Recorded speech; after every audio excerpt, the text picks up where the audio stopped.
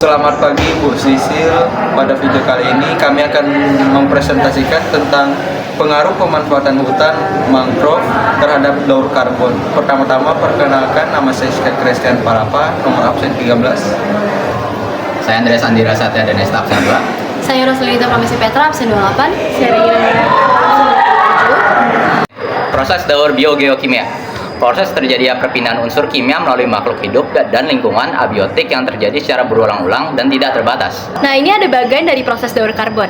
Jadi, tumbuhan itu membutuhkan CO2 untuk melakukan fotosintesis, lalu tumbuhan yang mati akan menjadi pengurai.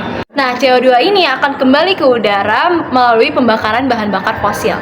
Di dalam air, CO2 terlarut akan bereaksi dengan air membentuk asam karbonat. Lalu asam karbonat bereaksi dengan batu kapur dan akan membentuk ion bikarbonat dan karbonat. Berikutnya ada permasalahan dalam lingkungan dan penyebabnya jika hutan mangrove tidak ditanam dengan baik di dalam lingkungan sekitar. Yang pertama, ada terganggunya keseimbangan energi antara bumi dan atmosfer sehingga dapat terjadinya perubahan iklim global secara massal. Jika perubahan iklim ini terus terjadi, menyebabkan kekeringan yang mempengaruhi produksi pangan juga ekosistem darat maupun di laut. Yang kedua, ada terjadinya alih fungsi hutan mangrove sehingga berdampak pada penurunan kemampuan penyerapan karbon di atmosfer. Selanjutnya, yang ketiga, terjadinya peningkatan unsur karbon dalam bentuk gas-gas asam, arang atau CO2, gas buang knalpot CO2, metana, CH4, serta gas rumah kaca dalam bentuk yang mengkhawatirkan telah memicu pemanasan global. Jika pemanasan global ini terus terjadi, maka terjadi cuaca menjadi ekstrim, meningkatkan suhu permukaan bumi mencair, es di kutub meningkat, permukaan laut, serta meningkatkan risiko kebakaran hutan di mana-mana. Yang selanjutnya ada terganggunya siklus biogeokimia. Yang pertama adalah pembakaran bahan fosil. Emisi dari pembakaran bahan fosil menghasilkan, yang pertama ada emisi gas rumah kaca. Pembakaran bahan bakar fosil menghasilkan emisi gas rumah kaca seperti karbon dioksida atau CO2, metana, CH4, dan oksida nitrogen NOx. Gas-gas ini memengaruhi siklus karbon dioksida di atmosfer, menyebabkan peningkatan konsentrasi CO2 yang berkontribusi pada pemanasan global dan perubahan iklim. Yang kedua ada asap dan partikel. Asap dan partikel dari pembakaran bahan bakar fosil dapat mencemari udara dan tanah, mengganggu siklus biokimia dan memengaruhi kesehatan manusia dan lingkungan. Partikel-partikel ini dapat mengendap di tanah dan perairan, mengubah ketersediaan nutrien dan mengganggu proses biokimia yang normal. Ganggunya siklus biogeokimia yang kedua yaitu pembuangan limbah. Pembuangan limbah dapat mengganggu siklus biokimia dengan beberapa cara, seperti yang pertama, perubahan kualitas air dan tanah. Limbah yang mencemari air dan tanah dapat mengubah kualitas fisik dan kimia lingkungan tersebut, mempengaruhi ketersediaan nutrien dan komponen penting lainnya dalam siklus biokimia. Hal ini dapat terganggu proses seperti pencernaan, penyerapan, dan dekomposisi bahan organik. Yang kedua yaitu keseimbangan ekosistem. Pencemaran limbah dapat mengganggu keseimbangan ekosistem dengan mengubah populasi organisme hidup, mempengaruhi rantai makanan, dan interaksi antar organisme, yang pada gilirannya dapat memengaruhi siklus biokimia secara keseluruhan. Dampak di tahun 2050. Peningkatan emisi karbon. Jika alih fungsi terus-menerus terjadi pada hutan mangrove, hal ini yang akan berdampak pada peningkatan emisi karbon yang akan tersimpan lalu dilepaskan ke atmosfer dan dapat menimbulkan punahnya pohon pada hutan mangrove jika alih fungsi terjadi secara terus-menerus.